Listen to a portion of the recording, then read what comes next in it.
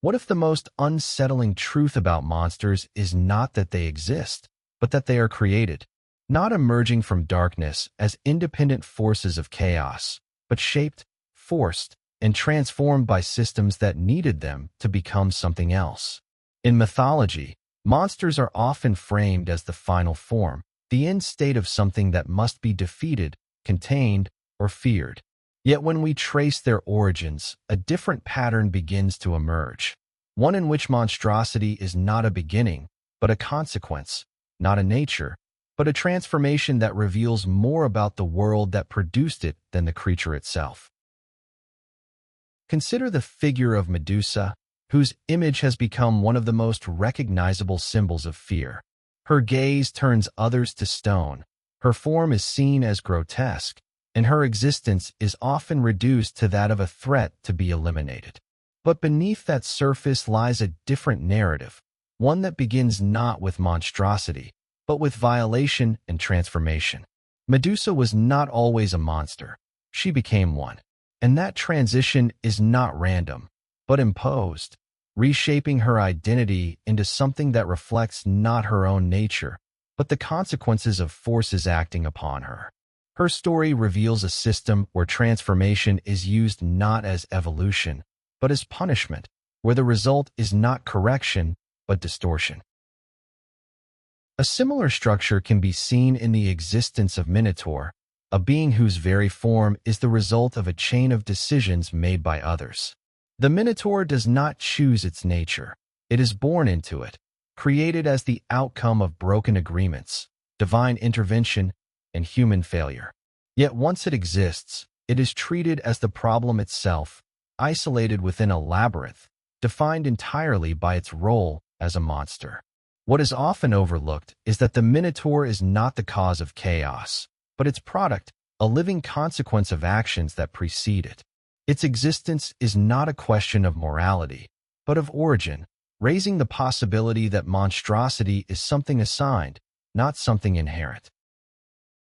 This pattern extends further in the figure of Echidna, who stands not only as a creator of monsters, but as a symbol of how monstrosity can become systematized.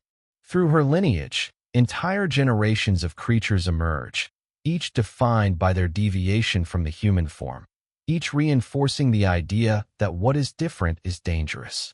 Yet even here, the question remains, are these beings monstrous because of what they are, or because of how they are perceived?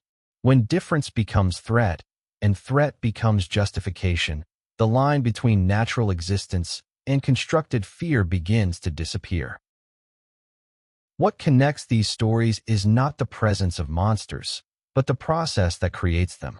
Transformation, isolation, and perception all play a role in shaping how these figures are understood. Medusa is transformed and then feared. The Minotaur is created and then imprisoned, and Echidna's offspring are born into a world that defines them before they can define themselves. In each case, monstrosity is not self-determined. It is assigned through interaction with systems of power, belief, and control. This leads to a deeper realization that extends beyond mythology. If monsters are created, then the question shifts from what they are to why they are made. What conditions produce them? What structures allow them to exist? And perhaps most importantly, who benefits from their existence? Because monsters serve a function, they create boundaries, define what is considered normal, and provide a contrast that reinforces identity. By labeling something as monstrous, a system establishes what it is not, drawing a line that separates the acceptable from the unacceptable. In this sense, monsters are not just creatures within stories. They are tools within narratives.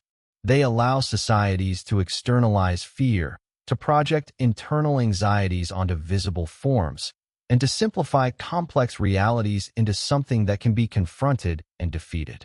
But in doing so, they also conceal the origins of those fears, redirecting attention away from the processes that created them in the first place.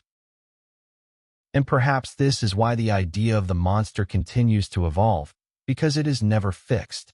What is considered monstrous changes over time, shaped by shifting values, beliefs, and understandings. Yet the underlying structure remains the same. Something is transformed, defined, and then distanced, not because it began as a threat, but because it became one through perception and response. Ultimately, mythology does not simply ask us to fear monsters. It asks us to question them, to look beyond their forms and consider their origins, to recognize that what we define as monstrous may reveal more about ourselves than about them. Because if monsters are made, not born, then their existence is not just a reflection of darkness, but a reflection of the systems that create it.